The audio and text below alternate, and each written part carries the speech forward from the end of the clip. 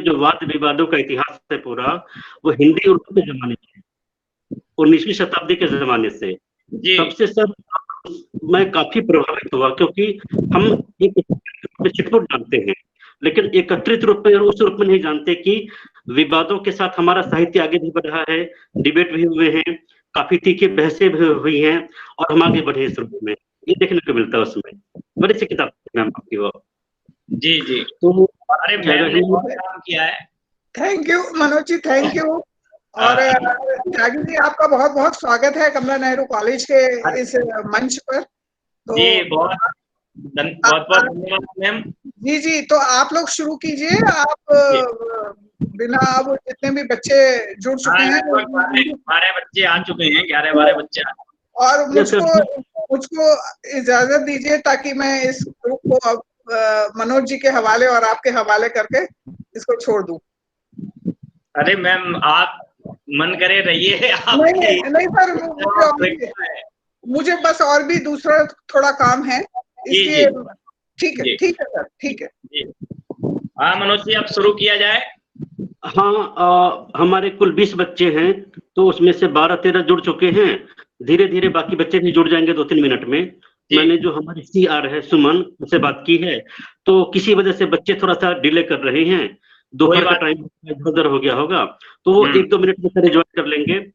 तो सर, सबसे पहले मैं आपका बहुत हार्दिक स्वागत करता हूँ। ये हमारा सौभाग्य है कि आप हमारे स्टूडेंट्स के बीच में आए हैं, अपने वक्तव्य के साथ, अपनी बातों के साथ। तो सर, किस टॉपिक पे हम बात करने वाले हैं?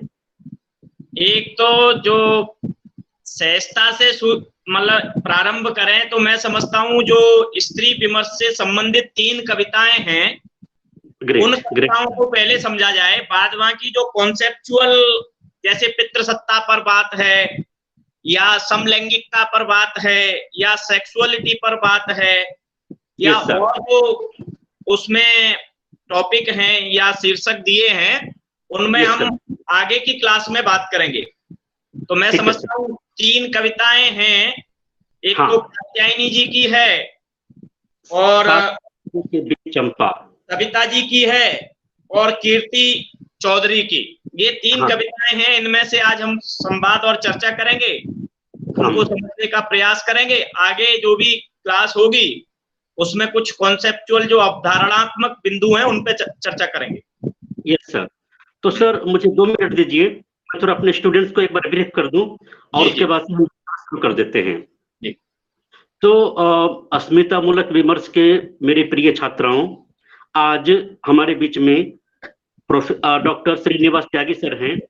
डॉक्टर त्यागी सर गार्गी कॉलेज में पढ़ाते हैं और बहुत ही हरदिल अजीज टीचर हैं। आपने उनकी भाषा सुनी, उनकी आवाज सुनी, उनकी आवाज में कितना जोश है, और उनके विचारों का जो फ्लो देखा आपने, और उनकी तैयारी देखी। तो हमारे पाठ्यक्रम में स्त्री विमर्श से संबंधित 3 बहुत महत्वपूर्ण कविताएं हैं। एक कात्यायनी की कविता है हमारी, 7 भाइयों के बीच चंपा।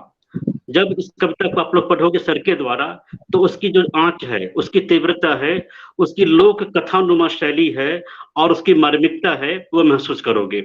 वैसे ही आप लोग सविता सिंह को जानते होंगे।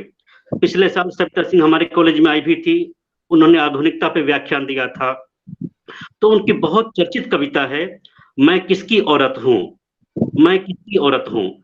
उस कविता का जो मर्म है, उसका जो पॉलिटिकल एंगल है, सामाजिक एंगल है, उसका जो पक्ष है, स्त्री पक्ष और स्त्री की दावेदारी, वो आप महसूस करोगे इसमें। मीन्स हमारी भावनाओं, संवेदनाओं और विचार को बहुत गहराई से इन कविताओं से प्रभावित होने वाले हैं। तो एक और कविता सर ने बताई थी, कीर्ति सिंह की सीमा रेखा। सर, नाम सही बोल रहा हूं ना? सीमा रेखा। जो सीमा रेखा कविता है, उसका संबंध लक्ष्मण रेखा से है, जिसका हमारे यहाँ पे एक मिथक है कि लक्ष्मण रेखा सीता नहीं लांघेगी, और अगर लांघती है तो उसके सामने क्या क्या रिस्क हैं, क्या क्या चुनौतियां हैं, क्या क्या संभावनाएं हैं। और 1 मिनट के लिए आप कल्पना करोगे कि वो स्त्री आधुनिक स्त्री है, तो ये परिप्रेक्ष्य है। आई होप हम इस कविता को सर के वाचन से समझेंगे, सुनेंगे, और यदि संभव हुआ तो हम प्रश्न भी करेंगे। कोई भी अनक्लियरिटी है तो हमारे सर बहुत बेबाक हैं, बहुत इजीली अवेलेबल हमारे लिए हैं। हरदिल अजीज है, मैंने पहले कहा। तो हम सवाल जवाब भी करेंगे, तो इन बातों के साथ आप लोग बिल्कुल कंफर्टेबली सर को सुनना और एंजॉय करना, ज्ञान ग्रहण करना, उनके विश्लेषण को समझना। तो इन शब्दों के साथ मैं डॉक्टर श्रीनिवास त्यागी सर को आमंत्रित करता हूं कि वो आए और इन 3 कविताओं पर अपना वक्तव्य प्रस्तुत करें। बहुत बहुत शुक्रिया सर। जी मनोज जी, बहुत बहुत धन्यवाद कि एक नया प्रयास कमला नेहरू कॉलेज ने हम लोगों के साथ मिलकर किया है। बहुत ही आनंददायक और रोचक भी है। कोरोना काल ने बहुत कुछ दुखद दिया है, लेकिन इसमें बहुत कुछ सकारात्मक भी किया जा सकता है। ये जो दृष्टि और ये जो समझ आप लोगों ने दिखाई और हम लोगों को उसका सहभागी बनाया, उसमें जुड़ने का मौका दिया, इसके लिए मैं तहे दिल से कमला नेहरू कॉलेज की प्राचार्य मैम को, डॉक्टर साधना अग्रवाल मैम को और मनोज जी आपको बहुत बहुत साधुवाद देता हूँ, धन्यवाद देता हूँ। और मैं समझता हूँ कि गार्गी कॉलेज और कमला नेहरू कॉलेज के बीच में जो दीवार है, वो दीवार कम से कम जो ज्ञान का संवाद है और ज्ञान का अंतरण है, उसमें वो बाधक ना बने। राइट हम सर। परस्पर दोनों कॉलेज एक ऐसा ज्ञानात्मक माहौल बनाएं जिसमें हमारे विद्यार्थी एक दूसरे से संवाद करें, अध्यापक भी संवाद करें और वो संवाद एकदम स्वस्थ हो और कुछ सकारात्मक पहल लिए हुए हो। तो मैं इस पहल के लिए आपको बहुत बहुत धन्यवाद देता हूं और ये मौका मुझे आपने दिया, उसके लिए भी आपका हृदय से बहुत बहुत आभारी हूं सर। तो सर हम शुक्रिया। इस परिचर्चा में, इस क्लास में अपने विद्यार्थियों के बीच इस बात को पहले समझने का प्रयत्न करें कि जो भारतीय परिवेश है, भारतीय सामाजिक, आर्थिक, सांस्कृतिक और राजनीतिक तंत्र है, उस तंत्र में स्त्री की स्थिति क्या है और उस स्त्री की स्थिति को जब स्त्री ही बयान करती है और जब वो उसको कविता के माध्यम से बयान करती है या अभिव्यक्ति देती है, तो वो अभिव्यक्ति निश्चित रूप से ज्यादा उस पीड़ा और संवेदना के करीब होती है जो कोई इतर प्राणी करे, मनुष्य करे, जैसे पुरुष करे। तो वो संवेदना और जो सवाल हमने इन विमर्शों के संदर्भ में मनोज जी के माध्यम से समझा भी होगा और सुना भी होगा, जो स्वानुभूति और सहानुभूति वाला जो मुद्दा है वो बड़ा महत्वपूर्ण मुद्दा है। हालांकि उसमें बहुत सारे संकट हैं और बहुत सारे मतभेद हैं, लेकिन स्वानुभूति के पास जब भाषा होती है और उस भाषा को अभिव्यक्ति की एक पूरी प्रक्रिया होती है, तो वह प्रक्रिया निश्चित रूप से बहुत मार्मिक होती है और निश्चित रूप से वो ज्यादा संप्रेषित करने वाली होती है। तो मैं समझता हूं कि हमारे सामने जो 3 विमर्श इस पाठ्यक्रम में, अस्मिता मूलक विमर्श और हिंदी साहित्य में जो हम 3 विमर्श पढ़ रहे हैं, उनमें बड़े विमर्श हैं दलित विमर्श, स्त्री विमर्श, आदिवासी विमर्श। ये पाठ्यक्रम निश्चित रूप से मुझे व्यक्तिगत रूप से अधूरा सा लगता है, क्योंकि इन विमर्शों के अलावा भी 2-3 विमर्श समाज में बहुत ही अहम और महत्वपूर्ण स्थान रखते हैं। उनमें से एक विमर्श है, हम कह सकते हैं दिव्यांग विमर्श, जिसको कह सकते हैं विकलांग विमर्श, क्योंकि विकलांगों की जो आवाजें हैं, विकलांगों की जो समस्याएं हैं, दिव्यांगों की जो समस्याएं हैं, वो उसी प्रकार की समस्याएं नहीं है जिस प्रकार की समस्याएं स्त्रियों, आदिवासियों या दलितों की हैं। उनकी समस्याएं भिन्न हैं। तो आगे जो पाठ्यक्रम बने या आपकी दृष्टि में जो विमर्शों की जो समझ पैदा हो, उसमें एक समझ इसको भी साबित करना चाहिए। इसके साथ साथ एक विमर्श आजकल वर्तमान समय में और महत्वपूर्ण विमर्श के रूप में उभरा है, उसको हम कह सकते हैं ट्रांसजेंडर का विमर्श, जिसको हम ट्रांसजेंडर कहते हैं। वो ट्रांसजेंडर भी समाज का हिस्सा होते हुए भी हिस्सा नहीं होते, उस विमर्श को भी इस पाठ्यक्रम का हिस्सा होना चाहिए। एक टॉपिक आपका स्त्री विमर्श के संदर्भ में जोड़ा गया है, समलैंगिकता। समलैंगिकता का एक बड़ा दायरा है एलजीबीटी। तो जो एलजीबीटी का विमर्श है वर्तमान समय और समाज में एक बड़ा स्वरूप ग्रहण करते जा रहा है, उसका भी इस पाठ्यक्रम में कहीं ना कहीं समावेश होना चाहिए, जो इस समय नहीं है। अभी जो है उसी में हमको इन संदर्भों को ध्यान में रख के भी अपनी समझ और दृष्टि विकसित करनी है, ऐसी मैं खुद से भी अपेक्षा करता हूं। और इस समय मेरे सामने जो विद्यार्थी डिजिटल प्लेटफॉर्म पर उपस्थित हैं उनसे भी अपेक्षा करता हूं। तो आज हम स्त्री विमर्श की जो अवधारणाएं हैं या उसमें जो अवधारणात्मक बिंदु और मुद्दे हैं उनकी चर्चा न करके ज्यादा सहजता से स्वीकार करते हुए हम उन कविताओं को समझने का प्रयत्न करेंगे जो कविताएं स्त्री विमर्श पर हैं, स्त्री विमर्श को उठाती हैं, अभिव्यक्त करती हैं। ऐसी 3 कविताएं हैं, मनोज जी ने उनका नाम बताया। सीमा रेखा कविता है, दूसरी कविता 7 भाइयों के बीच चंपा है, और मैं किसकी औरत हूं। ये जो तीनों कविताएं हैं वो तीनों स्त्रियों ने लिखी हैं, कात्यायनी जी की है, कीर्ति चौधरी जी की है और सविता सिंह जी की है। तो इनके माध्यम से भी हम उस विमर्श को समझने की एक दृष्टि और समझ विकसित कर सकते हैं। तो मैं समझता हूं जितने भी यहाँ विद्यार्थी जुड़े हैं उनके पास कविता होगी, अगर नहीं हो तो मैं आपको व्हाट्सएप कर सकता हूं, मनोज जी को भेज सकता हूं। अगर है तो आप कोई एक मैसेज करके बता दोगे सबके पास कविता है, तो हम कविता समझने का प्रयास कर सकते हैं। अभी एक कोई विद्यार्थी बता दे कि उसके पास सबके पास वो टेक्स्ट है या नहीं है, क्योंकि टेक्स्ट अगर आपके सामने रहेगा थोड़ा सा आपको भी सहज लगेगा और समझने में असुविधा नहीं होगी। कोई एक मैसेज करके बता सकता है एक दो? सर जी सर, मेरा अनुरोध है कि क्योंकि लाइब्रेरी बंद है तो स्टूडेंट के पास कविताएं शायद नहीं होंगी, तो मैं आपको व्हाट्सएप करूं? प्लीज सर प्लीज, 1 मिनट लगेगा, आप शेयर कर दें, मैं बच्चों के ग्रुप में भेज देता हूँ। जी जी जी, मैं आपको व्हाट्सएप करता हूँ। यस सर, बस 1 मिनट लगेगा सर। हो सकता है इनके पास कविताएं नहीं होंगी। Exact sir. आमतौर पर मैं पहले टेक्स्ट भेजता हूँ उनके, उसके बाद चर्चा करते हैं। जी जी, तो बहुत मैं अच्छा अभी रहेगा। 1 मिनट में आपको शेयर करता हूँ। Right sir, right. और आप इनके ग्रुप में कर दीजिए। Yes sir, yes sir, yes sir.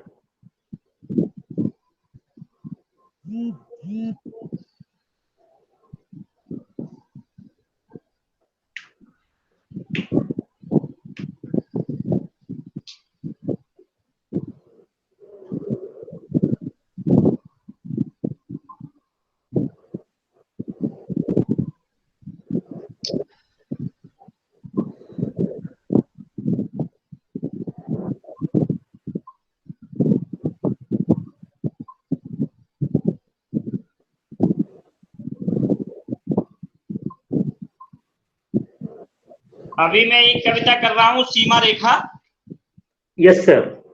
उसके बाद उसके अगली कविता करेंगे, पहले इसका वाचन करते हैं।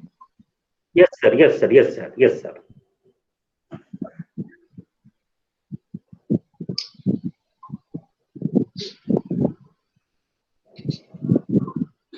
मैंने भेज दिया डॉक्टर साहब आपको। ठीक है, बस 1 सेकंड लगेगा सर। जी जी।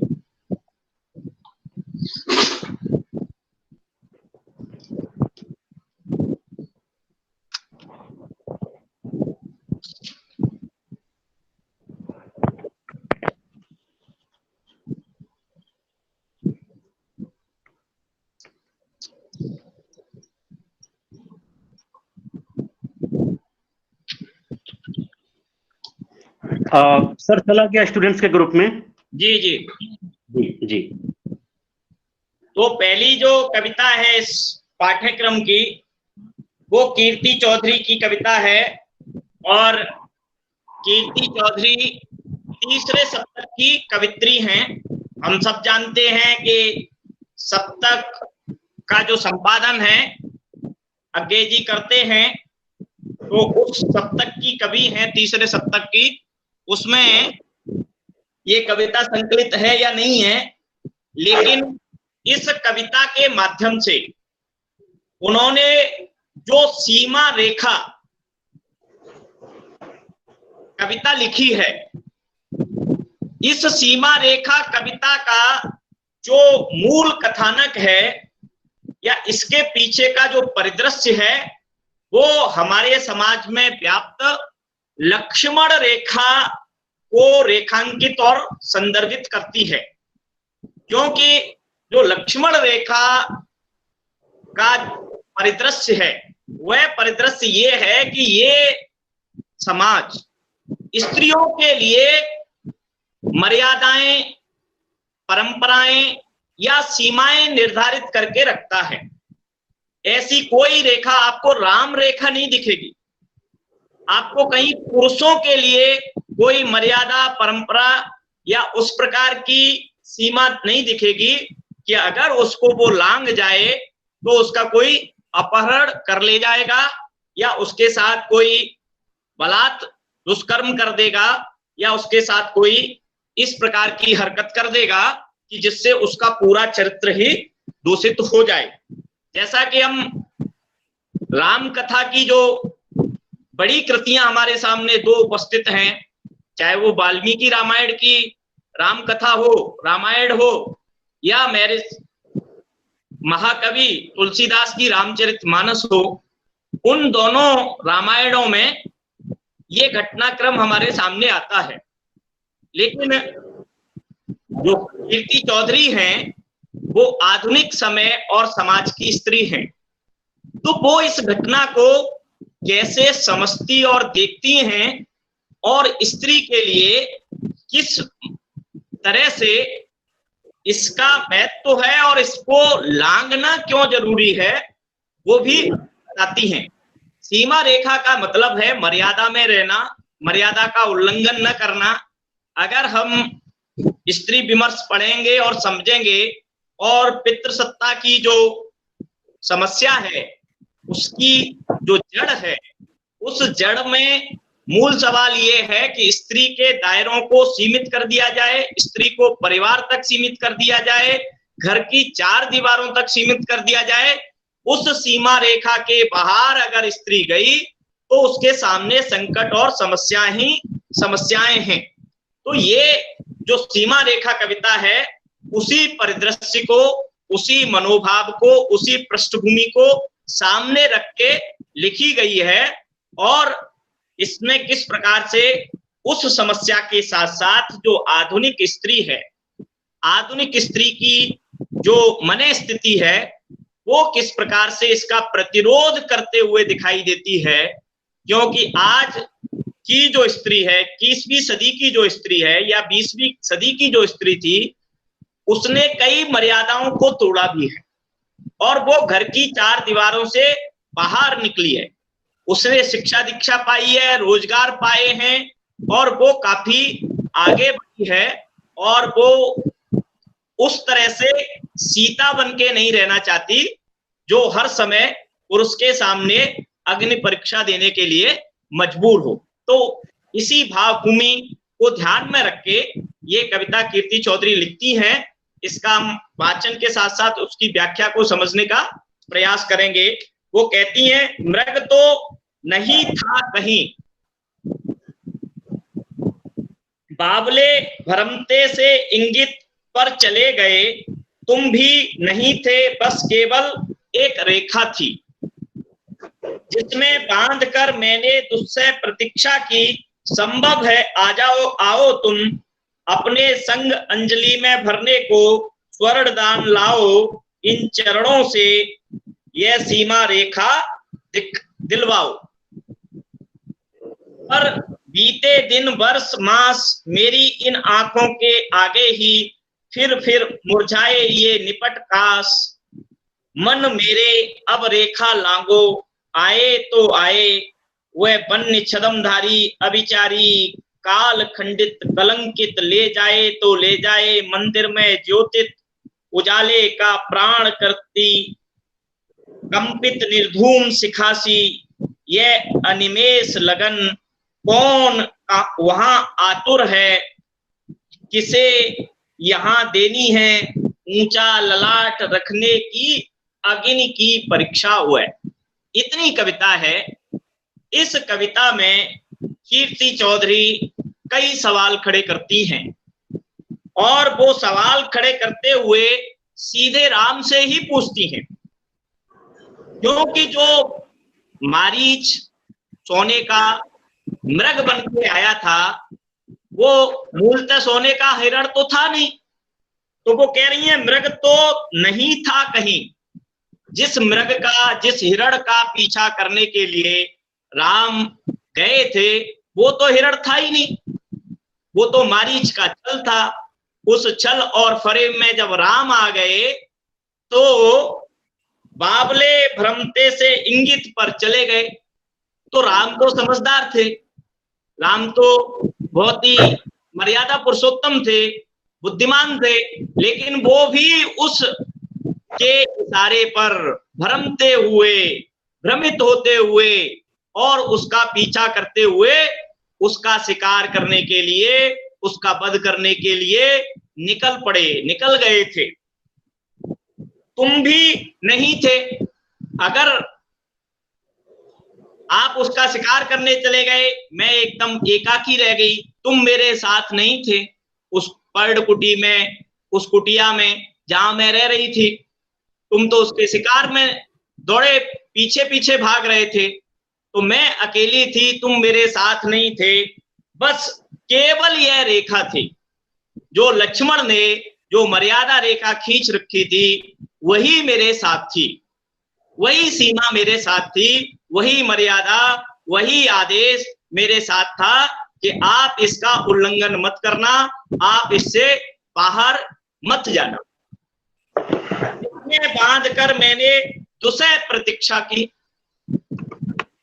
उस मर्यादा में, उस सीमा रेखा में बंध करके रह करके मैंने काफी लंबे समय तक जो असहनीय प्रतीक्षा आपकी की थी, मैंने काफी लंबे समय तक आपका इंतजार किया था, आपके आने की प्रतीक्षा की थी कि आप वापस लौटोगे, लेकिन ऐसा हुआ नहीं। संभव है आओ तुम, अब हो सकता है, ये भी संभव हो सकता है कि तुम वापस इस पर्णकुटी की ओर आओ, इस ओर आओ, अपने संग अंजलि में भरने को। अपने साथ जो अंजलि होती है, हथेलियां होती हैं, उनमें भरने को कुछ सोने की मुद्राएं भी, स्वर्ण दान लाओ। हो सकता है कि तुम सोने के हिरण को मार करके वापस इस पर्णकुटी की ओर आओ और अपने हाथों में, अपने अंजलि में तुम्हारे सोने की मुद्राएं हो, सोना हो, लेकिन स्वर्ण दान लाओ, इन चरणों में यह सीमा रेखा दिलवाओ। और हो सकता है कि तुम मेरे चरणों के या मेरे इस पर्णकुटी में रहने के जो सीमा रेखा के दायरे हैं, उनको मुझे दिखाओ और बताओ कि ये तुम्हारी सुरक्षा के लिए थी। तुम अगर इसका उल्लंघन नहीं करती, इसको नहीं लांघती, इससे बाहर नहीं निकलती, तो तुम्हारे साथ इस प्रकार का अनाचार, अत्याचार, दुराचार या अपहरण जैसी घटना नहीं होती। ये संभव हो सकता है कि तुम मेरे पर्णकुटी में उन्हें वापस आओ, धन कमा के लाओ, हिरण मार के लाओ, सोना लेके आओ, ये हो सकता है आओ। और फिर तुम ये सवाल करो कि अगर तुमने इसका उल्लंघन नहीं किया होता, इसको पार नहीं किया होता, तो तुम्हारे सामने ये संकट पैदा नहीं किया होता। तो वो राम से सवाल कर रही हैं कि तुम भी तो बावले होकर, भ्रमित होकर उसके इशारे पर उसके पीछे दौड़े चले गए। मैंने काफी लंबे समय तक तुम्हारी इस पर्णकुटी में अकेले प्रतीक्षा की। वह प्रतीक्षा अत्यंत ही दुष्कर और कठिन थी, लेकिन फिर भी मैंने प्रतीक्षा की। अब हो सकता है कि मेरे जाने के बाद तुम पुनः इस पर्णकुटी में आओ, यहाँ आओ और अपने हाथों में अपने साथ सोना लेकर आओ और तुम बार बार ये दिखाओ कि ये जो सीमा रेखा थी, ये जो मर्यादा थी, वो तुम्हारी रक्षा करती। लेकिन आगे वो लिखती हैं कवित्री, पर बीते दिन वर्ष मास मेरी इन आंखों के आगे ही फिर मुरझाए ये निपट काश। अभी तुम्हारी प्रतीक्षा में, तुम्हारे इंतजार में दिन बीतते गए, वर्ष बीतते गए, महीने व्यतीत हो गए, तुम्हारी प्रतीक्षा इतनी लंबी हो गई कि जो खत्म होने वाली ही नहीं हुई। और मेरी इन आंखों के सामने ही जो इस वन में, उपवन में कांस एक पौधा होता है जिस पर सफेद बाल निकलती है, जो खिलता है तो बहुत सुंदर लगता है। तो कवित्री कह रही हैं कि मेरी आंखों के सामने ही इतना लंबा इंतजार हो गया कि जो मेरे आंखों के सामने वन में कांस के फूल खिले थे वो ही मुरझा गए, वो नष्ट हो गए। मेरे मन मेरे अब रेखा लांगो, आए तो आए वह बन्य छदमधारी अविचारी, काल खंडित कलंकित ले जाए तो ले जाए, मंदिर में ज्योतित उजाले का प्राण करती कंपित निर्धूम शिखासी, यह अनिमेष लगन कौन वहां आतुर है। अभी वो कहती है कि इंतजार इतना लंबा हो गया है, अब इंतजार करते करते अपने को रोके रखना संभव नहीं है। और रोके रखना संभव नहीं है इसलिए अपने मन को संबोधित करते हुए कह रही है कि मन मेरे अब रेखा लांगो। ये जो मर्यादाओं की जो सीमा रेखा है, अब इसको तोड़ना पड़ेगा, इसको लांघना पड़ेगा, इसको छोड़ना पड़ेगा। तो ये जो नई स्त्री है, जो सचेत स्त्री है, वो मर्यादाओं की, परंपराओं की जो सीमा रेखा है, जो घर की चार दीवारी है, उनसे बाहर निकलने का साहस कर रही है, उसके बाहर जाने का प्रयास कर रही है और उन संकटों और उन समस्याओं को भी समझ रही है जो उसके जीवन में आने वाली हैं। उनको रेखांकित करते हुए वो कहती हैं, आए तो आए वह बन्य छदमदारी। अगर मैं सीमा रेखा लांघती हूँ, इस मर्यादा को तोड़ती हूँ, घर से बाहर निकलती हूँ, तो मेरे जीवन में भले ही जो छदम भेष धारण करके आने वाले रावण आए तो आए, उनका सामना करेंगे, उनसे लड़ेंगे। अविचारी, जो कोई विचार नहीं रखते, सुविचार नहीं रखते, दुराचार रखते हैं, कुविचार रखते हैं, ऐसे लोग, ऐसे रावण जैसे लोग जो छद्म वेश बना के स्त्रियों के जीवन में आते हैं, वो आए तो आए, उनका सामना करेंगे। काल खंडित कलंकित, अभी इतने लंबे काल खंड से जो जीवन स्त्री का घर परिवार और मर्यादाओं में खंडित हो गया है, कलंकित हो गया है, ले जाएं तो ले जाएं। उस जो मंदिर में मूर्ति है, जो स्त्री है, घर से बाहर निकलेगी तो उसको कोई रावण जैसा छद्म भेषधारी, दुराचारी, अविचारी, कुविचारी व्यक्ति उसको चुरा के ले जाए, उसके साथ अत्याचार कर जाए तो कर जाए। कहने का भाव ये है कि जो नई स्त्री है, आधुनिक स्त्री है, वो रावण से या रावण जैसे अविचारी, दुराचारी लोगों से डरने का जो उसके मन में भाव है, उसका परित्याग करते हुए नजर आती है। और उसको पता है कि घर से बाहर निकलने पे जो संकट आएंगे, उनका सामना करने को वो तैयार इन पंक्तियों में दिखती है। और काल खंडित कलंकित ले जाएं तो ले जाएं, मंदिर में ज्योतित उजाले का प्राण करती है, शायद ये गलत टाइप है, कंपित निर्धूम शिखासी, यह अनिमेष लगन कौन यहाँ आतुर। अब वो कह रही है कि जिस प्रकार से किसी मंदिर में लंबे समय से कोई मूर्ति रखी हुई है और वो मूर्ति जिसका कोई पुजारी नहीं है, जिसकी कोई देखभाल करने वाला नहीं है, जहां उसकी कोई केयर करने वाला नहीं है, उस मूर्ति को कोई चुरा कर ले जाए। इसी प्रकार से स्त्री भी घर के और परिवार के दायरे में अपने को महसूस कर रही है। कि जो स्त्री है घर की चार दीवारों में उसी प्रकार से अकेली खंडित मूर्ति के समान, कलंकित मूर्ति के समान रखी हुई है, और उसको कोई मंदिर में से आके ले जाके चुरा ले जाए, बाहर ले जाए, और जो मंदिर के उजाले में ये प्रण करते हुए दिखाई देती है कि कंपित निर्धूम शिखा सी, जिस प्रकार से जलते हुए दिए की जो ज्योति है जिसमें से कोई धुआं नहीं निकलता लेकिन वो कपती है, उसी प्रकार से ये आधुनिक स्त्री ये प्रण करते हुए नजर आती है कि अगर घर से बाहर निकलने के, मर्यादाओं के तोड़ने के जो खतरे हैं उनका सामना करना पड़े तो करने को तैयार हैं, लेकिन अब इन सीमा रेखाओं से बाहर जाने का समय आ गया है, इनको छोड़ने का समय आ गया है। ये अनिमेष लगन कौन वहां आतुर है, ये जो अनिमेष बिना नैन पलक झुकाए जो लगन लगी हुई है मिलने की, कि मेरा पति आएगा, मेरी देखभाल करेगा, मेरी केयर करेगा, वो निरंतर मेरी ओर तो लगी हुई है, लेकिन मेरे लिए वहां कौन आतुर बैठा है, कौन व्याकुल बैठा है, ये समझने वाली बात है।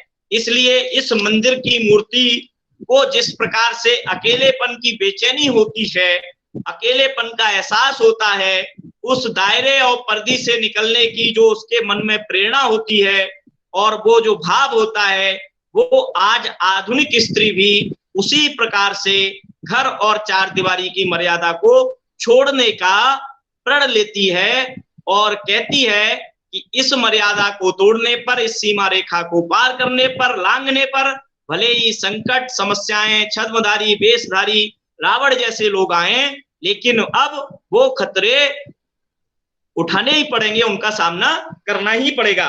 किसे यहाँ देनी है ऊंचा ललाट रखने को अग्नि की परीक्षा हुआ है। अब मूल सवाल ये है कि अगर मेरे साथ कुछ गड़बड़, ऊंच नीच, अत्याचार, अनाचार हो जाए तो मुझे अपना मस्तिष्क ऊंचा रखने के लिए, इज्जत बचाए रखने के लिए अब अग्नि परीक्षा थोड़ी देनी है, अब अग्नि से गुजरना थोड़ी है। मतलब मुझे अपने चरित्र का, अपने व्यक्तित्व का किसी अग्नि परीक्षा से कोई प्रमाण पत्र नहीं लेना। तो एक प्रकार से जो आधुनिक स्त्री है वो अपने चरित्र के बार बार परीक्षण का भी प्रतिकार करते हुए नजर आती है।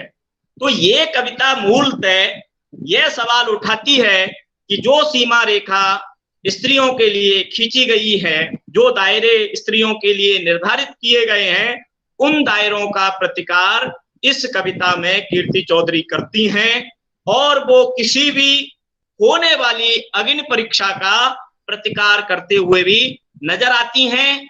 और न ये परीक्षा देना आज की आधुनिक स्त्री के संदर्भ में संभव है। जैसे कि आजकल जो वर्जिनिटी का सवाल है, आजकल कोई बड़ा सवाल नहीं है। कोई अगर इस प्रकार के सवाल करता है और कोई किसी स्त्री से ये कहता है कि आप वर्जिन हो या नहीं हो, तो ये सवाल उसी प्रकार का है जिस प्रकार से उस बात को स्त्री ज्यादा तवज्जो नहीं देती है। तो वही बात इस कविता के माध्यम से 1960 के आसपास, लगभग आज से 60 साल पहले कीर्ति चौधरी उठा रही हैं, और 60 साल में इस देश में, इस दुनिया में बहुत बड़े परिवर्तन आए हैं और हम उस दौर में पहुंचे हैं जहां स्त्री ने बहुत कुछ हासिल किया है, बहुत कुछ खोया भी है। तो स्त्री का जो संघर्ष है और ज्यादा जटिल हुआ है, लेकिन बहुत कुछ उसने हासिल भी किया है। उस समय की जो स्त्री थी 1960 की और आज की 2020 की स्त्री है, उसके दायरों और सीमाओं में जमीन आसमान का अंतर है। लेकिन ये कविता आज भी हमारी वर्तमान जो पुरुष मानसिकता वाली सोच है, पितृसत्तात्मक सोच है, उसका प्रतिकार करते हुए, जो बार बार स्त्रियों के चरित्र की परीक्षा की बात करती है, उसका भी प्रतिकार करते हुए नजर आती है। और उन तमाम मर्यादाओं को तोड़ने का जो भाव उस समय था, 1960 में था, वो भाव आज और ज्यादा मजबूत हुआ है। स्त्री ने और ज्यादा उन दायरों को तोड़ा है और वो अपने चरित्र के सात्विक होने के प्रमाण का विरोध करने के लिए और साहसी हुई है। ये आज के संदर्भ में हम देख के जोड़ के समझ सकते हैं। जैसे रिया का उदाहरण ही लेके समझ सकते हैं। 1960 में लिविंग रिलेशनशिप में स्त्री के लिए रहना बहुत दुष्कर था, लगभग असंभव था। आज आप मेट्रो में, बड़े बड़े शहरों में चले जाओ, देखो, डेटा कलेक्ट करो, तो आपको 2-4-6% आपको ऐसे लोग लिविंग रिलेशन में रहने वाले मिल जाएंगे। कुछ सिनेमा भी बना है, मुझे नाम याद नहीं आ रहा, वो सिनेमा भी इस प्रकार का बनाया गया है कि कोई अवैध और अपराध नहीं है। तो इस प्रकार से स्त्री ने जो यात्रा अपनी प्रारंभ की है, उसमें लंबे संघर्ष के बाद बहुत सारी स्थितियां बदली हैं और उसके चरित्र के जो मानक हुआ करते थे वो भी बहुत कुछ बदले हैं और उसने शिक्षा भी पाई है और रोजगार भी मिला है, लेकिन उतना नहीं मिला कि जितना उसको मिलना चाहिए। मैं समझता हूँ इस कविता पे अगर किसी को कोई सवाल करना है तो कर सकते हैं। ये इसकी भावभूमि मुझे समझ आती है, हो सकता है आप और इससे कुछ इतर समझ रहे हो, बेहतर समझ रहे हो, तो अच्छी बात है। अगर आपके मन में कोई सवाल है तो कर सकते हैं, नहीं हम अगली कविता की ओर बढ़े। है Manoj ji? Yes sir. Dear students, I hope sir ने इस कविता की बहुत सरल और सटीक व्याख्या की है आपके आगे। उसके सारे संदर्भ रखे हैं आधुनिक समय के, आपको बहुत सारे एग्जाम्पल से समझाया। इसके बावजूद आपके पास कोई सवाल है तो आप बिल्कुल बेझिझक पूछ सकते हो। बेझिझक पूछे, कोई दिक्कत नहीं। जो भी मन में आपके सवाल हो इस कविता के संदर्भ में या इससे जुड़े किसी संदर्भ में, तो आपके सवालों का स्वागत है। राइट। और कोई नहीं, अगर अभी सवाल नहीं है तो अभी हमारे पास समय है, आप बाद में भी रेज कर सकते हो। तो मैं समझता हूँ एक और कविता पढ़े हम। Yes sir, yes sir, yes एक कविता मैं और आपको भेजता हूँ। राइट सर, एक कविता और। Right sir, right. क्योंकि अभी हमारे पास लगभग 15-20 मिनट हैं। Yes sir, we have enough time. और भेज सकते। Yes sir. मैं समझता हूँ 7 भाइयों के बीच चंपा वाली न भेज करके मैं किसकी औरत हूँ इसको भेजता हूँ। ठीक है सर, मैं किसकी औरत हूँ, सविता सिंह की कविता भेजता हूँ। जी सर, जी सर। क्योंकि ये कहीं ना कहीं आधुनिक संदर्भों में वो जो पतित्व का भाव है उसका प्रतिकार करते हुए नजर आती है। बराबर सर।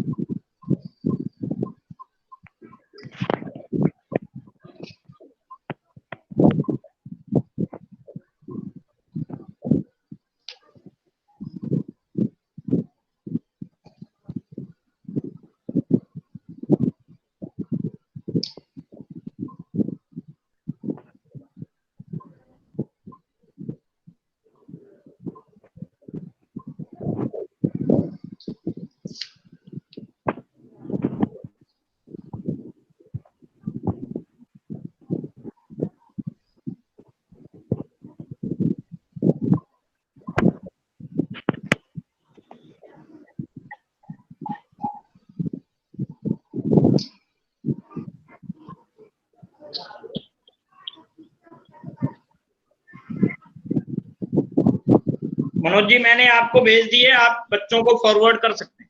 जी सर, जी सर।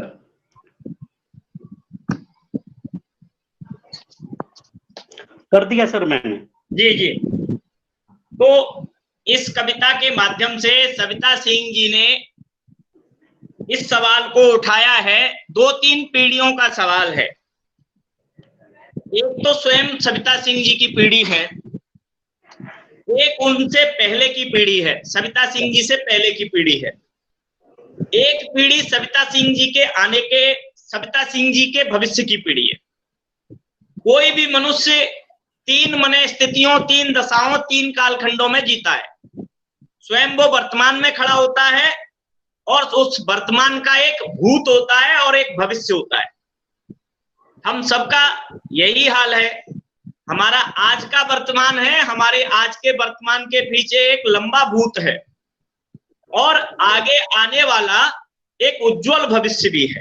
तो सविता सिंह जी ने वर्तमान में खड़े होकर के उस अतीत और भविष्य से संवाद करते हुए स्वयं को सामने रखा है और ये बताया है कि एक समय ऐसा था जब एक स्त्री के लिए पुरुष ही सब कुछ हुआ करता था। पति परमेश्वर हुआ करता था, पति गुरु हुआ करता था, पति की इच्छा आकांक्षा अपेक्षा स्त्री के लिए सब कुछ हुआ करती थी। उस स्थिति में देखते देखते सविता सिंह के कालखंड की स्त्रियों के मन में बदलाव आया है और वो कह रही हैं कि आने वाली जो पीढ़ी होगी और ज्यादा बदली होगी और ज्यादा आधुनिक होगी, और जो पति परमेश्वर है, पति सब कुछ है, पति स्त्री के जीवन का आधार है, पति के बिना स्त्री का कोई महत्व नहीं है, मतलब नहीं है, इन सब बातों का वो प्रतिकार कर रही होगी और इसको स्वीकार नहीं करेगी। स्वयं सविता जी भी इसको स्वीकार नहीं करती हैं। उन्होंने एक रेल यात्रा के दौरान अपने सामने बैठी हुई स्त्री के मने पीड़ा को, मने वेदना को, मन को समझते हुए ये कविता लिखी है। उसे हम सहज रूप से समझने का प्रयास कर सकते हैं। मैं किसकी औरत हूं, कौन है मेरा परमेश्वर, किसके पाव दबाती हूं, किसका दिया खाती हूं, किसकी मार सहती हूं। ऐसे ही थे सवाल उसके, बैठी थी जो मेरे सामने वाली सीट पर रेलगाड़ी में, मेरे साथ सफर करती। उम्र होगी कोई 70-75 साल, आंखें धस गई थी उसकी, मांस शरीर से झूल रहा था, चेहरे पर थे दुख के पठार, थी अनेक फटकारों की खाइयां। सोचकर बहुत मैंने कहा उससे, मैं किसी की औरत नहीं हूं, अपना खाती हूं, जब जी चाहता है तब खाती हूं, मैं किसी की मार नहीं सहती, मेरा कोई परमेश्वर नहीं। उसकी आंखों में भर आई एक असहज खामोशी, आह कैसे कटेगा इस औरत का जीवन, संशय में पड़ गई वह समझते हुए सब कुछ। मैंने उसकी आंखों को अकेलेपन के गर्भ से भरना चाहा, मैंने उसकी आंखों को अकेलेपन के गर्भ से भरना चाहा, फिर हंसकर कहा मेरा जीवन तुम्हारा ही जीवन है, मेरी यात्रा तुम्हारी ही यात्रा, लेकिन कुछ घटित हुआ जिसे तुम नहीं जानती। हम सब जानते हैं अब कि कोई किसी का नहीं होता, सब अपने होते हैं, अपने आप में लथपथ, अपने होने के हक से लक तक। यात्रा लेकिन यहीं समाप्त नहीं हुई है, अभी पार करनी है कई और खाइयां फटकारों की, दुख के एक दो और समुद्र, पठार यातनाओं के अभी और 2-4। जब आखिर आएगी वह औरत जिसे देख तुम और भी विस्मित होगी, भयभीत भी शायद, रोगी उसके जीवन के लिए फिर हो सशंकित, कैसे कटेगी इस औरत, कैसे कटेगा इस औरत का जीवन, फिर से कहोगी तुम, लेकिन वह हंसेगी मेरी ही तरह, फिर कहेगी उन्मुक्त हूं देखो, और वह और यह आसमान, समुद्र यह और उसकी लहरें, हवा यह और उसमें बसी प्रकृति की गंध सब मेरी हैं, और मैं हूं अपने पूर्वजों के साप और अभिलाषाओं से दूर पूर्णतया अपनी। तो ये जो कविता है सहज सरल शब्दों में, स्पष्ट शब्दों में बात रख रही है। वो सविता सिंह के सामने एक ऐसी पीढ़ी है 70-75 साल की जो स्त्री को पुरुष से अलग समझती ही नहीं, उसके अस्तित्व को स्वीकार ही नहीं करती। वो समझती है कि एक स्त्री का अस्तित्व, उसका होना उसके पति के होने तक है, और पति ही उसका परमेश्वर है, जीवन आधार है, जीवन प्राण है, और वो भोजन जीवन यापन सब कुछ उसकी दया पर उसका निर्भर है। उसका दिया ही खाती है, उसकी सेवा शुश्रूषा करती है, उसके रहमो करम पर पलती है। इतना ही नहीं, उसकी मृत्यु हो जाने पर अपने जीवन का उत्सर्ग भी कर देती है। सती प्रथा भी हो जो थी चलती थी, पति के मर जाने पर स्त्रियां अपने को चिता में जला लेती थी। हालांकि वो स्वेच्छा से होता था या जबरदस्ती किया जाता था, ये बहस का मुद्दा है। एक दो स्वेच्छा से करते थे तो ज्यादातर लोगों को जबरदस्ती जला दिया जाता था। वो कानूनन अपराध काफी लंबे समय से घोषित है, लेकिन ऐसा भी दौर इतिहास ने देखा है। तो आने वाले भविष्य की स्त्री की कल्पना भी सविता जी के मन में है कि किस प्रकार से वो दीन दुनिया को, समुद्र को, लहर को, गंध को अपना मानेगी, एकदम सभी मर्यादाओं, परंपराओं और मूल्य तथा इस पुरुष से उन्मुक्त होगी, जो कहेगी कि मैं जो हूं वो हूं। ये जो संवाद है, एक प्रकार से वो संवाद 3 पीढ़ियों का संवाद है और 3 पीढ़ियों की सोच का संवाद है, और 3 पीढ़ियों के बीच का जो जीवन अंतर है, उस अंतर को, वो अंतर स्त्री के जीवन का अंतर है, स्त्री की समझ का अंतर है और स्त्री की अपनी दृष्टि का अंतर है। उसे इसमें सीधे सीधे शब्दों में, सहज और सरल शब्दों में सविता जी व्यक्त कर रही हैं, बता रही हैं। अब ये सबका सवाल है, और आज से 100 साल पुरानी, 90 साल, 50 साल पुरानी औरतों से आप बात कर लीजिए कि ये फलाने की स्त्री है, वो फलाने की स्त्री है। हर स्त्री का अपना कोई स्वतंत्र व्यक्तित्व नहीं है। वही है, मैं किसकी औरत हूं, मैं किसकी स्त्री हूं, ये सवाल हर स्त्री के मन में होता था, होता है, होता रहेगा। कौन है मेरा परमेश्वर, मेरा पति कौन है, मेरा परमेश्वर कौन है, मेरा अधिष्ठाता कौन है, मेरी जीवन की देखभाल करने वाला कौन है, किसके पांव दबाती हूं। हर आदमी, हर स्त्री, हर किसी पुरुष के पैर तो दबाती नहीं, सेवा हर किसी की तो करती नहीं। अपने ही परमेश्वर की, अपने ही पति की सेवा शुश्रूषा करती है, उसके पैर दबाती है, उसकी खुशी का, उसके दुख का ख्याल रखती है। किसका दिया खाती हूं, ये सवाल है कि मैं किसका दिया खाती हूं। मैं अपने पति का ही दिया भोजन करती हूँ, वही मेरे लिए कमा के लाता है, वही मेरे लिए सब कुछ है। किसकी मार सहती हूँ, दिया ही नहीं खाती, वो मुझे मारता भी है, पीटता भी है, मेरा शोषण भी करता है। मैं अपने पति की ही मार खाती हूँ, पति का ही दिया जीवन यापन करती हूँ, उसके शोषण का शिकार होती हूँ। ऐसे ही थे सवाल उसके, ये सवाल उस 75-70 साल की स्त्री के मन में थे।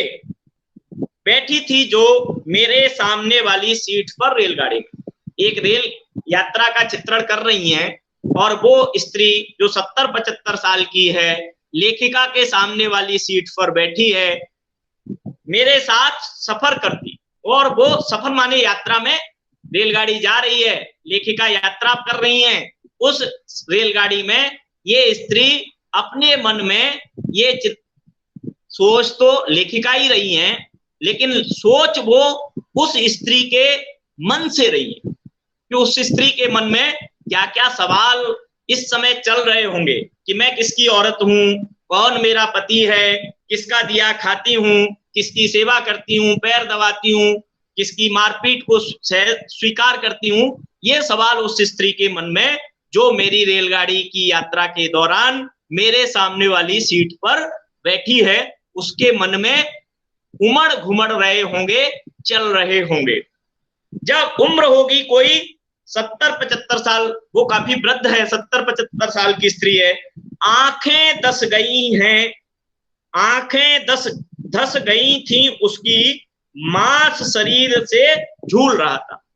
अभी बुढ़ापे का शरीर है तो उनकी जो आंखें हैं, वो आंखें गड्ढों में घुस गई हैं, वो काफी कमजोर हो गई हैं, और जो शरीर का थुलथुल मांस है वो भी झूल रहा है।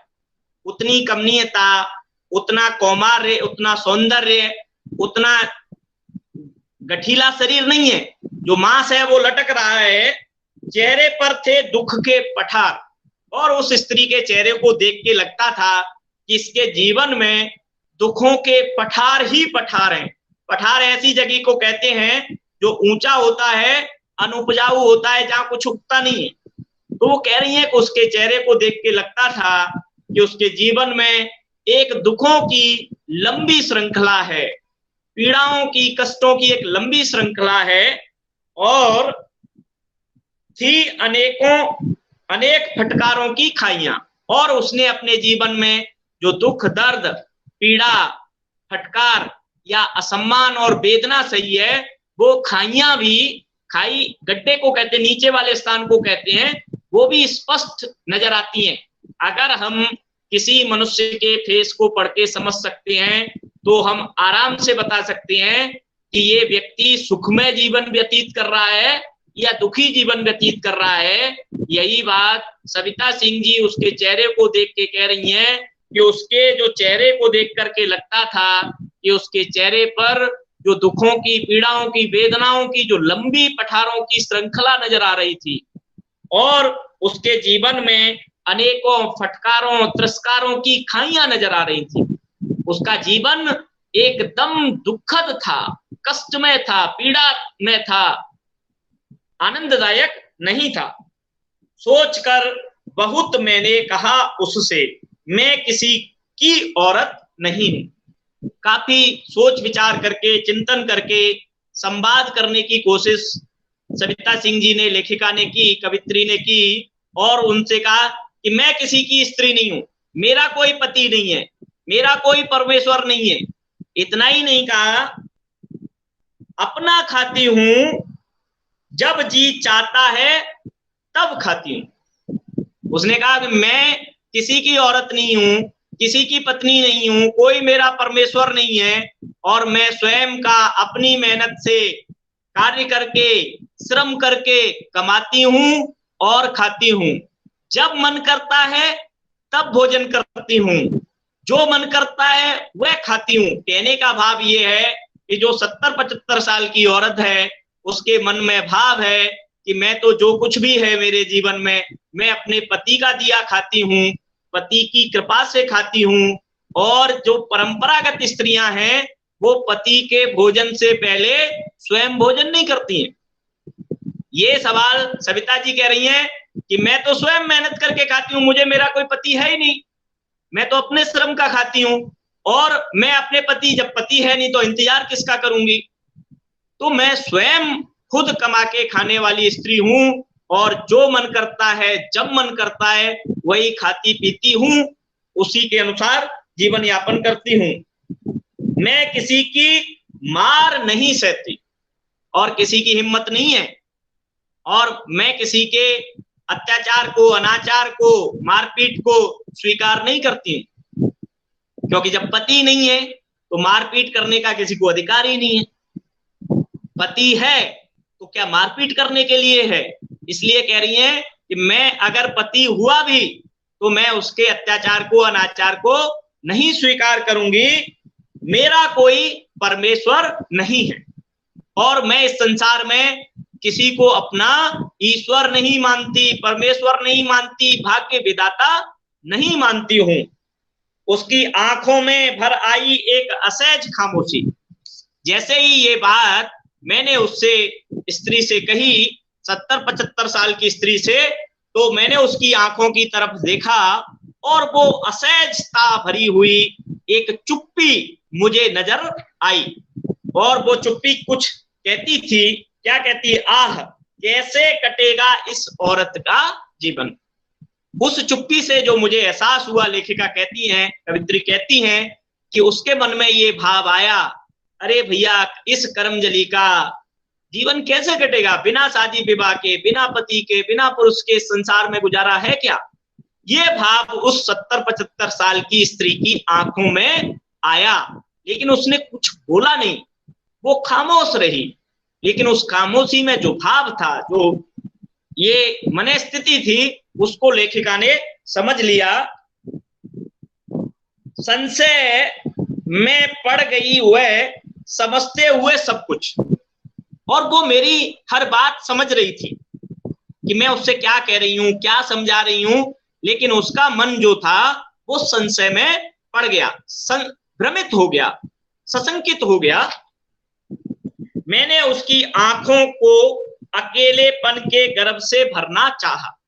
अब जैसे ही वो सशंकित हुई, भ्रमित हुई कि इसका जीवन कैसे कटेगा, इसका कल क्या होगा, क्या पता, तो लेखिका कवित्री कह रही है कि मैंने उसकी आंखों को, उसकी आंखों में जो खामोशी थी, मेरे प्रति जो चिंता थी, वेदना थी, जो उसकी पीड़ा थी, उसको इस बात से बदलने की कोशिश की कि अकेलेपन में रहने का भी अपना आनंद है। मैं अकेला रह करके भी अपने को गर्वित महसूस करती हूँ, गौरवान्वित महसूस करती हूँ।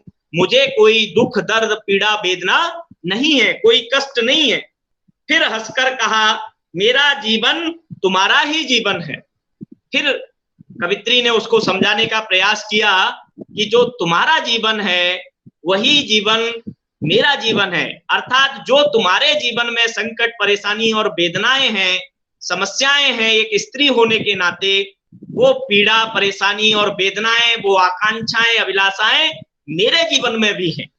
ऐसा नहीं है कि मेरा जीवन कोई मैं दूसरी तरह की स्त्री हूं या अस्वाभाविक स्त्री हूं कि मैं एकदम पुरुष से घृणा करती हूं या पुरुष का साचर या सानिध्य मुझे नहीं चाहिए। उसी प्रकार की जीवन की आकांक्षा, अभिलाषा, मन स्थिति मेरी है जिस प्रकार से आपकी है। ये बात स्त्री के रूप में वो उसको समझाती हैं। मेरी यात्रा तुम्हारी ही यात्रा है। जिस प्रकार से तुम्हारे जीवन की एक स्त्री जीवन की यात्रा है, उसी प्रकार से मेरा स्त्री जीवन है, वो यात्रा भी तुम्हारी ही यात्रा का एक तरह से आगे का विस्तार है। उसमें कुछ नया नहीं है, लेकिन कुछ घटित हुआ जिसे तुम नहीं जानती।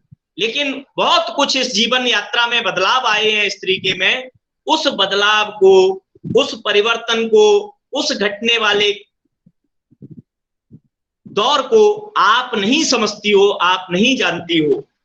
हम सब जानते हैं अब कि कोई किसी का नहीं होता। लेखिका कह रही है, कवित्री कह रही है कि अब इस बात को हम सब जानते हैं, मानते हैं, स्वीकार करते हैं। पढ़ लिख के इतनी चेतना समझ आ गई है कि इस संसार में कोई किसी का नहीं है, सब अपने अपने हैं, अपने तक सीमित हैं, सब अपने होते हैं, अपने आप में लथपथ, अपने होने के हक से लगकर। कोई किसी का स्त्री नहीं है, कोई किसी का पति नहीं है, कोई किसी की पत्नी नहीं है। सब रिश्ते स्वार्थ के हैं, स्वार्थ प्रेरित हैं। जब तक स्वार्थ पूर्ति हो रही है तब तक हैं। सब अपने होते हैं। हर मनुष्य, चाहे वो स्त्री हो या पुरुष हो, वो सबसे पहले अपना होता है, अपने लिए होता है। अपने से पहले वो किसी के लिए नहीं होता। ये बात अब अमूमन सब जानते और समझते हैं। समय इतना बदल गया है, अपने आप में लथपथ, सब अपनी अपनी वेदना, पीड़ा और दुख दर्द से लथपथ हैं, परेशान हैं, अपने होने के हक से लगता है। और अपने होने का एहसास और अपने होने के हक को जताने से सब लबरेज हैं।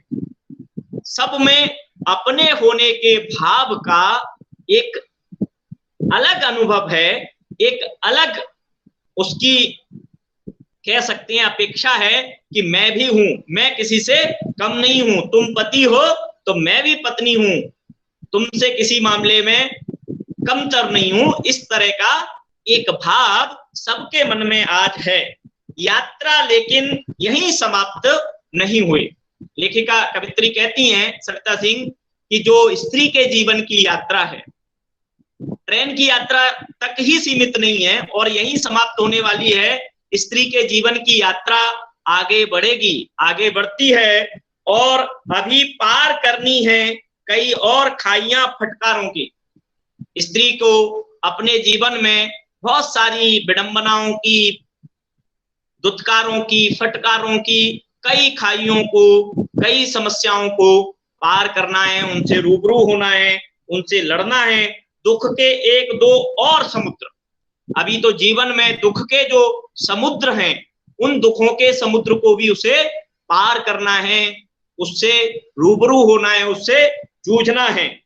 पठार यातनाओं के अभी और दो चार, जो वेदनाओं के, यातनाओं के, उसके साथ अत्याचार के जो पठार हैं जीवन में, उनसे भी उसको जूझना है, उनका भी उसको सामना करना है। अभी जीवन में स्त्री के में वो स्थितियां और परिस्थितियां नहीं आई कि वो सहज, सामान्य और सुखद जीवन उसका आज भी समाज में नहीं है। उसको अभी बहुत सारी पीड़ाओं, परेशानियों और विडंबनाओं का सामना और स्वीकार करना है।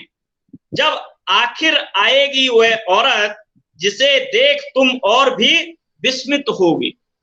लेकिन इस सब को पार करते हुए समय बदलेगा और एक ऐसा समय आएगा जब तुम्हारे सामने, हमारे सामने एक ऐसी स्त्री खड़ी होगी जो अपने हक के लिए खड़ी होगी, अपने लिए खड़ी होगी, अपने होने के भाव को लिए खड़ी होगी। तब तुम उसे देखकर और आश्चर्यचकित हो जाओगे, तुम्हारी आंखें फटी रह जाएंगी, तुम कहोगे क्या स्त्री आ गई है। उसको देखने का भी अभी दौर, ये देखने वाला आने वाला समय है। वो स्त्री, ऐसी स्त्री आएगी जिसको देख करके, सुन करके तुम्हारी जैसी स्त्रियां आश्चर्यचकित हो जाएंगी। कैसी आएगी उसके बारे में बता रही हैं। भयभीत भी शायद रोगी उसके जीवन के लिए फिर हो सशंकित। उसको देख के तुम भयभीत भी होगी और उसके जीवन के लिए तुम्हारे मन में शंका होगी, तुम उसको लेकर के दुखी होगी, तुम सोचोगी कि इसका जीवन कैसे कटेगा। उस बात को लेकर के हो सकता है तुम रो भी जाओ, लेकिन ये भी सोचोगी कि कैसे इस स्त्री का जीवन कटेगा। और फिर से कहोगी तुम, ये बात तुम्हारे मन में उस स्त्री को देख के भी आएगी कि बिना पुरुष के, बिना विवाह के, बिना पति के ये औरत अपना समय, जीवन कैसे काटेगी। ये सवाल तुम्हारे मन में आएगा। लेकिन वह हंसेगी मेरी ही तरह। लेकिन तुम्हारी इन सब बातों पर उसको मेरी तरह ही हंसी आएगी। तुम्हारे इन सवालों पर, इन संवेदनाओं पर, इन भावों पर उसको हंसी आएगी, उसको ये सब मजाक लगेंगे। फिर कहेगी उन्मुक्त हूं देखो।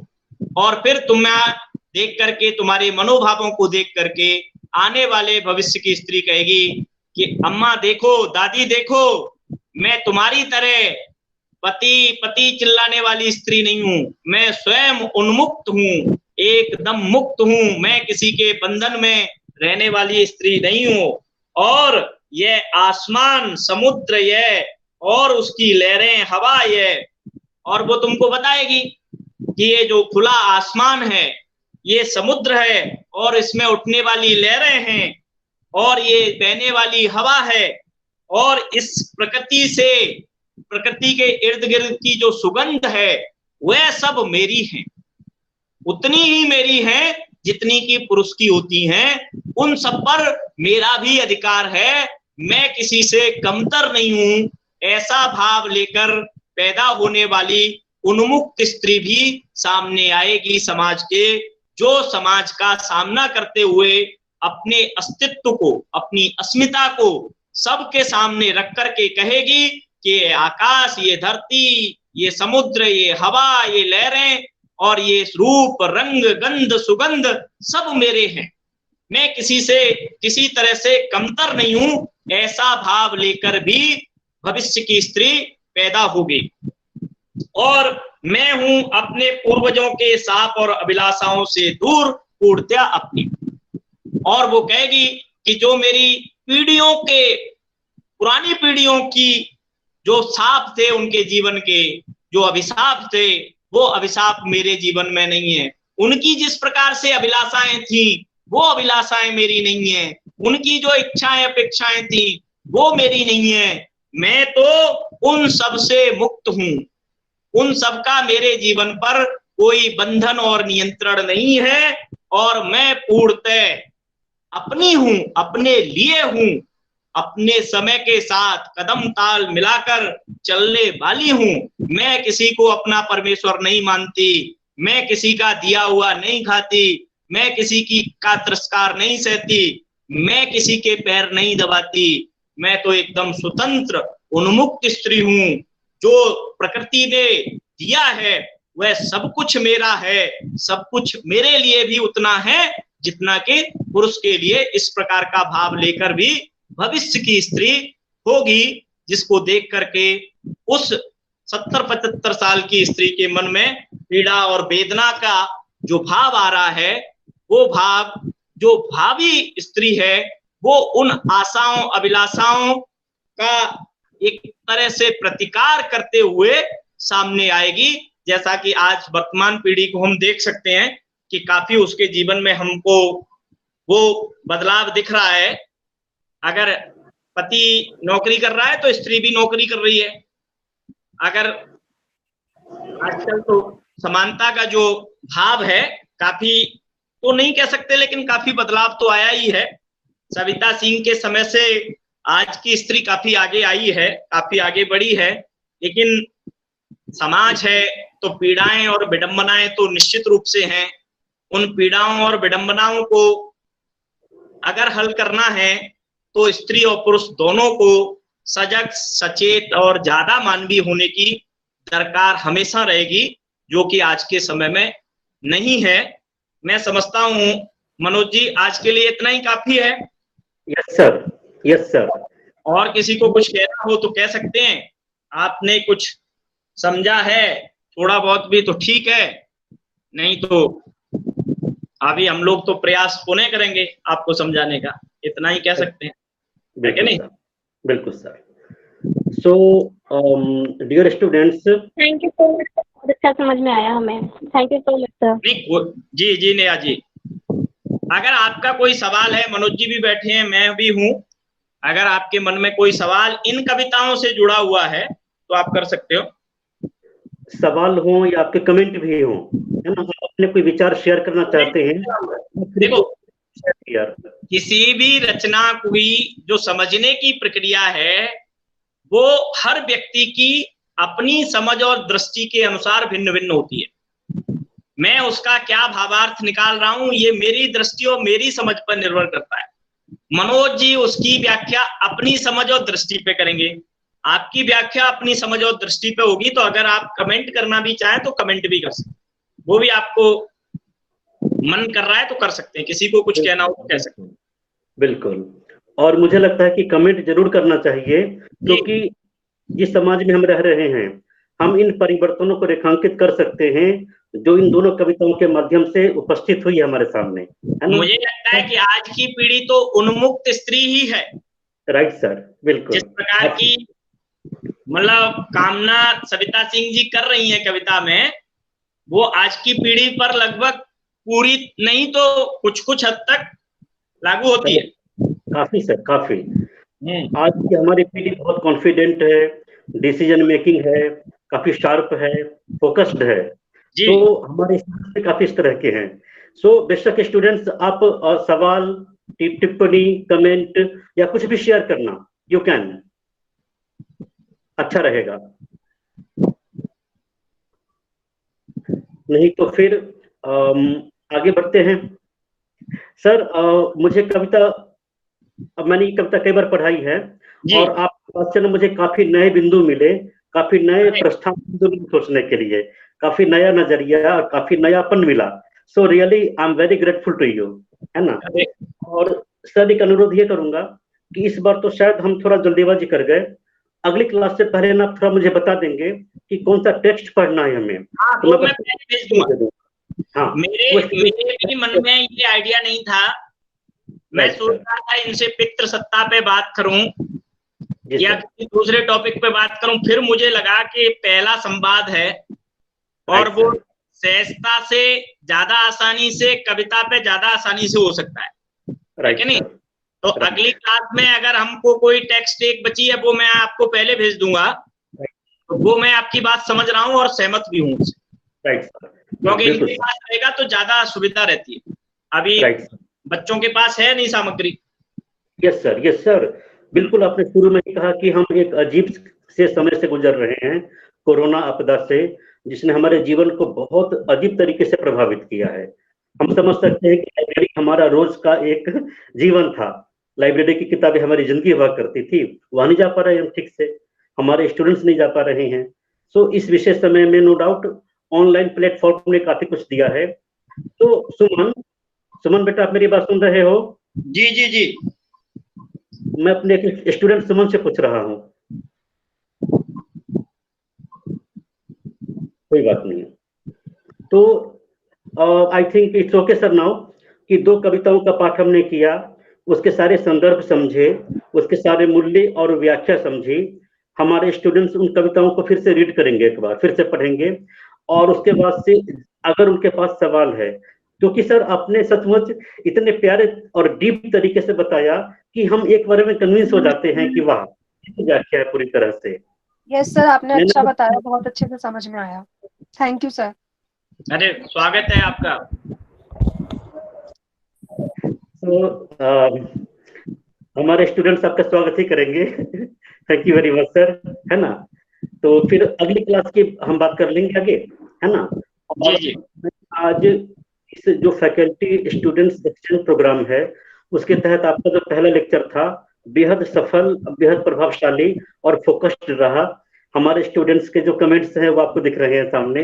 तो उनकी तरफ से और अपनी तरफ से और अपने कॉलेज की तरफ से भी मैं आपका बहुत बहुत शुक्रिया अदा करूंगा, और उम्मीद करूंगा कि हमारा साथ ऐसे लंबे समय तक बना रहेगा। जी, मैं निश्चित रूप से चाहता हूं, और कोरोना ने हमसे बहुत कुछ छीना है तो बहुत कुछ दिया भी है। Right sir. और किसी भी विषम परिस्थिति को हमें सकारात्मक रूप से ही सोच के उसका सामना करना चाहिए। एकदम सर, ये परिवेश भी बदलेगा। और अच्छा लगा विद्यार्थियों के साथ जुड़ करके, काफी अच्छा लगा। Right sir. और आगे भी हम लोग एक दूसरे के विद्यार्थियों से जुड़ेंगे, ऐसी अपेक्षा है। Right sir, absolutely sir, absolutely, है ना। So thank you very much sir. सबको, सब बच्चों को भी बहुत बहुत धन्यवाद। आगे अगर क्लास होगी तो हम सब लोग पुनः एक बार मिलेंगे। आज यहीं इस क्लास का समापन करते हैं। नमस्कार sir. Okay sir, thank you.